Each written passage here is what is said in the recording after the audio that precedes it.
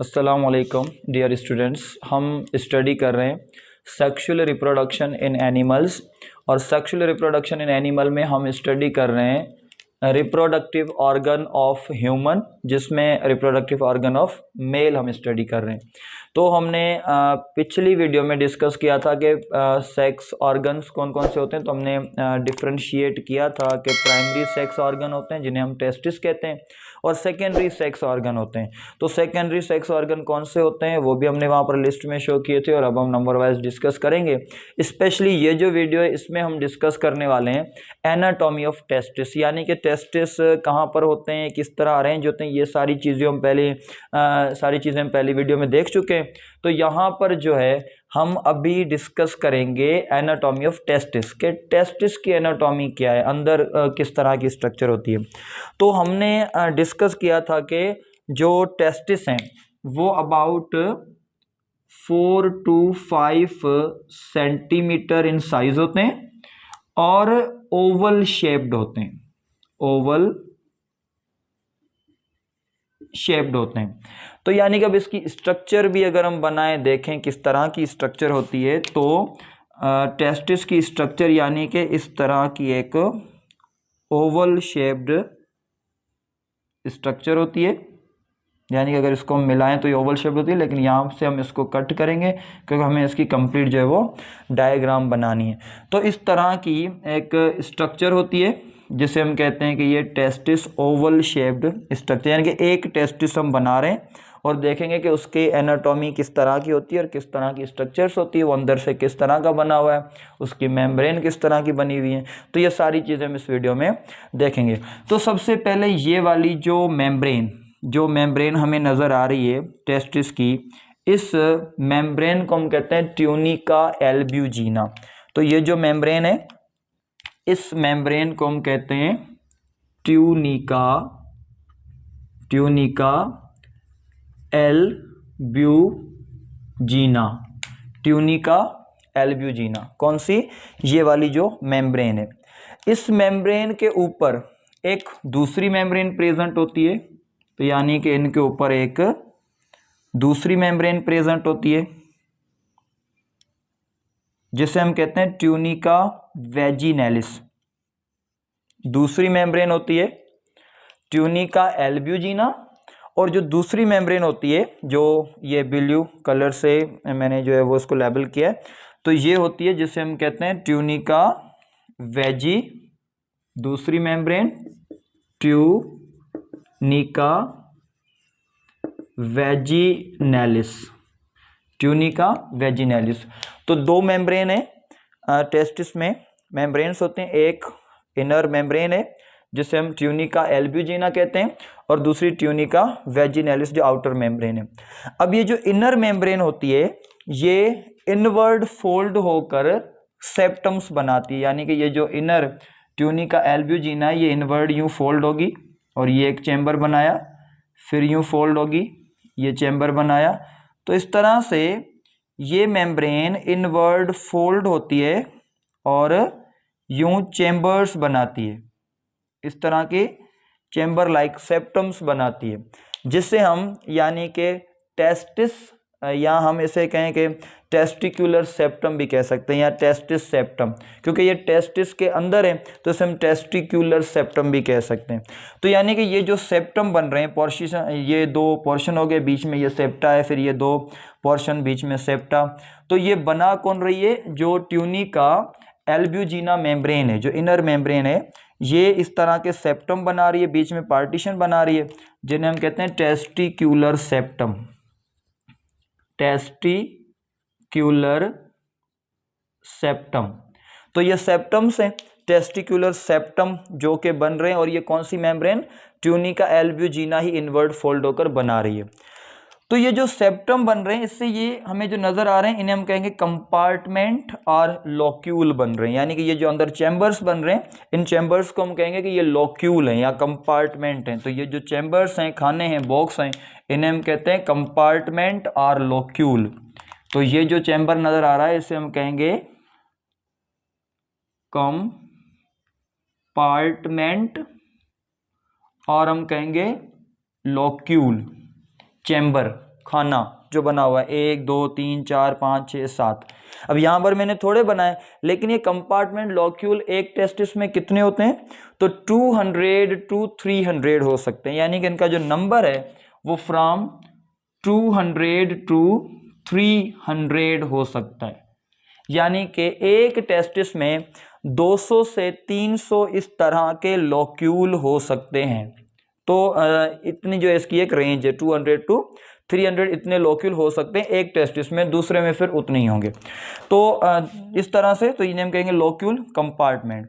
अब आगे इन लॉक्यूल इन कंपार्टमेंट में क्या होता है, तो ये लॉक्यूल वो वाली स्ट्रक्चर्स होती हैं जिनमें अंदर एक फोल्डेड ट्यूब्स प्रेजेंट होती हैं, यानी कि इनमें एक इस तरह की ट्यूब्स फोल्डेड ट्यूब्स प्रेजेंट होती हैं, इस तरह की फोल्डिंग वाली ट्यूब्स प्रेजेंट होती हैं। जैसे यहाँ पर हम कुछ में बना लें ताकि हमें इस प्रोसेस को एनाटॉमी को आगे समझने में आसानी हो। तो ये दूसरे में और ये तीसरे में,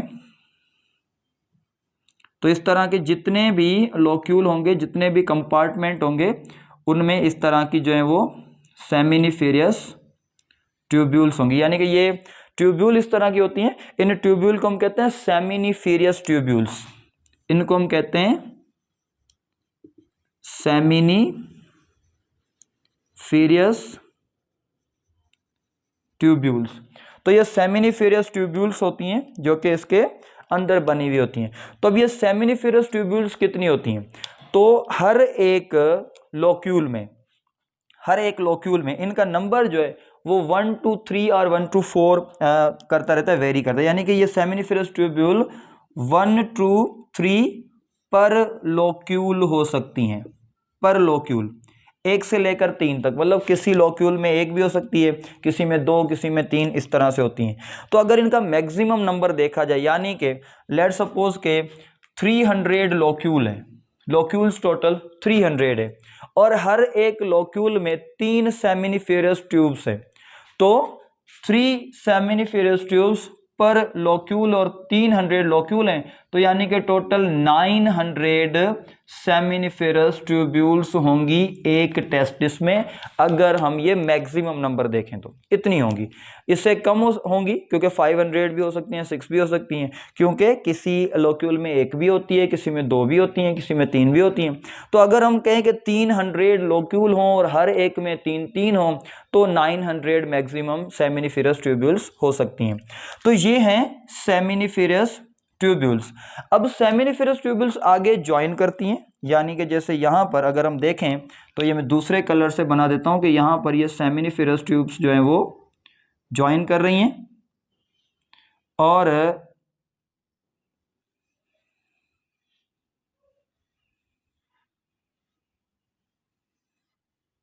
तो ये आपस में ट्यूब्स जो है वो ज्वाइन कर रही हैं, और ज्वाइन करने के बाद इस तरह की प्रोजेक्शंस हमें नज़र आती हैं, फिंगर लाइक प्रोजेक्शंस हमें नज़र आती हैं, एक ट्यूब लाइक नज़र आती हैं जो यहाँ से निकल रही होती हैं। तो ये जो नेटवर्क आपको नज़र आ रहा है जहाँ पर सेमिनिफेरस ट्यूब्स हमने थोड़ी बनाई हैं, ये सबकी आकर यहाँ पर मिलती हैं तो एक नेटवर्क बनता है। तो ये जो नेटवर्क आपको नज़र आ रहा है जहाँ पर सेमिनिफेरस ट्यूब्यूल्स आकर मिल रही हैं, इसे हम कहते हैं रेटे टेस्टिस। इस नेटवर्क को हम कहते हैं रेटे टेस्टिस। रेटे टेस्टिस ये नेटवर्क है जहाँ पर यानी कि जितनी भी सेमिनिफेरस ट्यूब्स हैं वो आके ज्वाइन हो रही हैं। तो और सेमिनिफेरस ट्यूब्यूल्स वो वाली जगह है जहाँ पर स्पर्म फॉर्मेशन होती है, और ये हम एनाटॉमी देखेंगे सेमिनिफेरस ट्यूब की भी, वो अंदर से किस तरह की बनी हुई है। तो यहाँ से जो है यानी कि स्पर्म फॉर्मेशन होती है, फिर वो आगे जाते हैं रेटे टेस्टिस में, और रेटे टेस्टिस से आगे ये जो स्ट्रक्चर्स हमें नज़र आ रही हैं, फिंगर लाइक स्ट्रक्चर्स जो हमें नज़र आ रही हैं इस तरह की, ये जो स्ट्रक्चर्स हैं इन स्ट्रक्चर को हम कहते हैं वास एफरेंस। ये जो स्ट्रक्चर हैं इन्हें हम कहते हैं वास एफरेंस। तो वास एफरेंस जो है ये वो फिंगर लाइक प्रोजेक्शंस हैं। तो सेमिनिफेरस ट्यूब जो कि लॉक्यूल में होती हैं, और बीच में सेप्टा होते हैं, ये आपस में ज्वाइन करती हैं रेटेटेस्टिस। रेटेटेस्टिस से एक फिंगर लाइक प्रोजेक्शन एंड में निकल रही है, तो जिन्हें हम कहते हैं वास एफरेंस। और वास एफरेंस से ये ट्यूब यहाँ पर फिर हम यूं कहें कि कंबाइन हो जाती हैं आगे चल के। यहाँ पर मैं इनको सिंपली कंबाइन कर रहा हूँ, लेकिन ये हम यूं कह सकते हैं कि ये कहीं ना कहीं पर आगे चल के कंबाइन होकर एक ही ट्यूब बनाती हैं, लार्ज ट्यूब, जो मतलब यहाँ से फोल्ड होकर आ रही होती है। एक ही ट्यूब बनाती हैं जिसकी फोल्डिंग है, तो ये फोल्ड होकर आ रही है। और इसकी अपीयरेंस इस तरह से होती है इस ट्यूब की, अगर यहाँ से मैं इसको ले जाऊं तो इसकी अपीयरेंस इस तरह से होती है कि ये हमें यूं नजर आ रही होती है, यूं नजर आ रही होती है ये।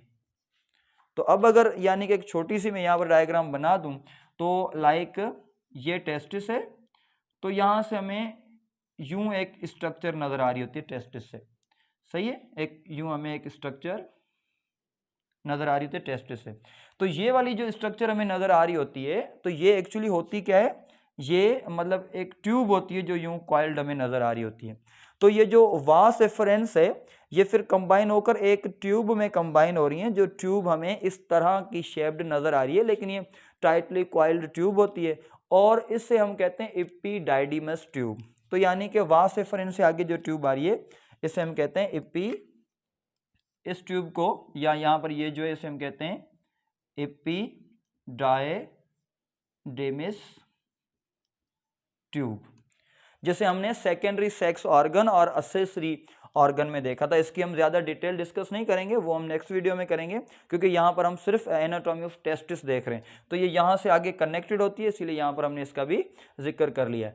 तो यानी कि अब ये एनाटॉमी ऑफ टेस्टिस में अगर हम इसको रिपीट करें तो क्या हो रहा है कि एक मेम्ब्रेन है ट्यूनिका एल्ब्यूजिना, दूसरी आउटर मेम्ब्रेन ट्यूनिका वेजिनालिस, और जो इनर मेम्ब्रेन है ट्यूनिका एल्ब्यूजिना वो फोल्ड होकर टेस्टिकुलर सेप्टम बना रही है, और इस सेप्टम से लॉक्यूल बन रहे हैं, कंपार्टमेंट बन रहे हैं जो 200 to 300 होते हैं। और यहाँ पर कंपार्टमेंट में एक ट्यूब्स होती हैं जिन्हें हम सेमिनिफेरस ट्यूब्यूल्स कहते हैं, जहां पर स्पर्म फॉर्मेशन होती है, और ये ट्यूब्यूल्स 1 to 3 इन नंबर होती हैं पर लॉक्यूल में।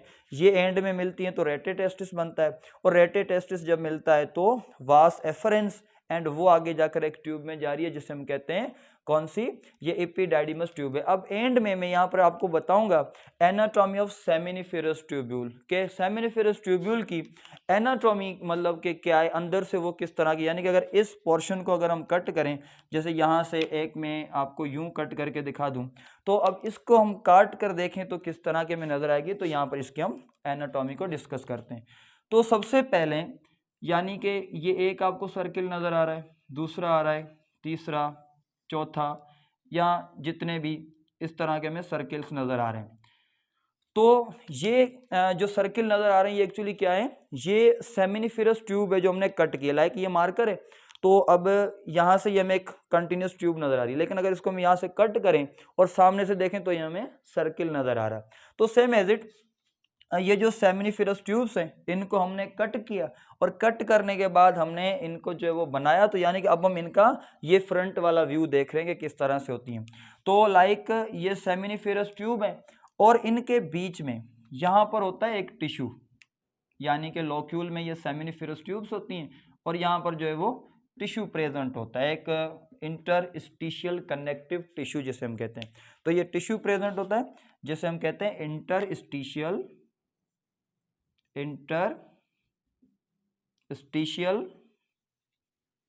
Connective tissue, interstitial connective tissue present होता है।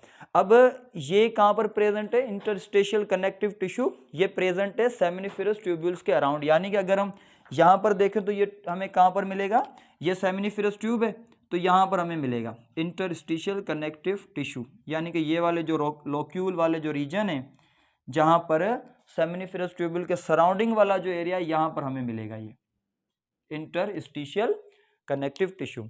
अब इसके एनाटॉमी को देखें तो अंदर दो तरह के सेल होते हैं इनकी, यानी कि ट्यूब में दो तरह के सेल होते हैं।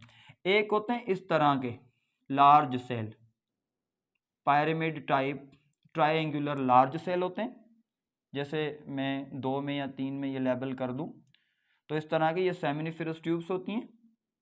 तो ये इनमें इस तरह के ट्रायंगुलर शेप्ड और पिरामिड शेप्ड स्ट्रक्चर्स होती हैं। इनमें न्यूक्लिया होगा, ये सेल होते हैं, एक इस तरह के सेल होते हैं। और ये कौन से सेल होते हैं? ये वो वाले सेल हैं जिन्हें हम सर्टोली सेल कहते हैं। यानी कि इन सेल का, ये सेल किस तरह के, एक तो पिरामिड शेप्ड और we can say triangular shaped होते हैं, और इन सेल को हम कहते हैं सर्टोली सेल्स।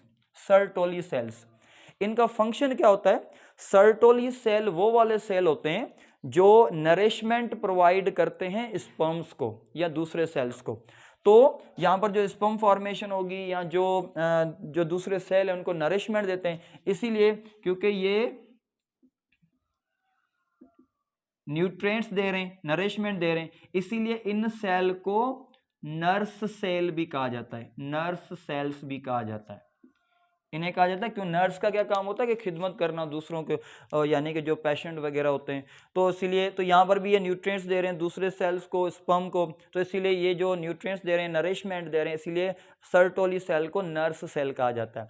उसके अलावा यहाँ पर जो दूसरे सेल प्रेजेंट होते हैं इस मेम्ब्रेन में, उन्हें हम कहते हैं कि ये दूसरे क्यूबॉइडल सेल हैं। ये क्यूबॉइडल सेल्स होते हैं, यानी कि यहाँ पर दूसरे सेल होते हैं क्यूबॉइडल सेल्स। सर्टोली सेल के साथ दूसरे सेल हमें नजर आते हैं जिन्हें हम कहते हैं क्यूबॉइडल सेल। ये सब में मैं नहीं बना रहा, सिर्फ इन दो में। तो ये जो सेल होते हैं जो नजर आ रहे हैं आपको, इन्हें हम कहते हैं जर्म सेल और सेक्स सेल। तो ये जो नजर आ रहे हैं ये होते हैं जर्म सेल्स और we can say sex cells, और ये क्यूबॉइडल सेल्स होते हैं, क्यूबॉइडल शेप्ड सेल्स होते हैं। तो जर्म सेल और सेक्स सेल, यानी कि ये वाले वो सेल होते हैं जहां से स्पर्म फॉर्मेशन होती है, स्पर्म इन सेल से बनता है। तो ये जर्म सेल जहां से स्पर्म बनता है, यानी कि ये हम कौन सा रीजन देख रहे हैं? एक लोक्यूल को देख रहे हैं, सेमिनिफेरस ट्यूब को देख रहे हैं। तो जर्म सेल जो है वो स्पर्म बनाते हैं, ये वाले हैं।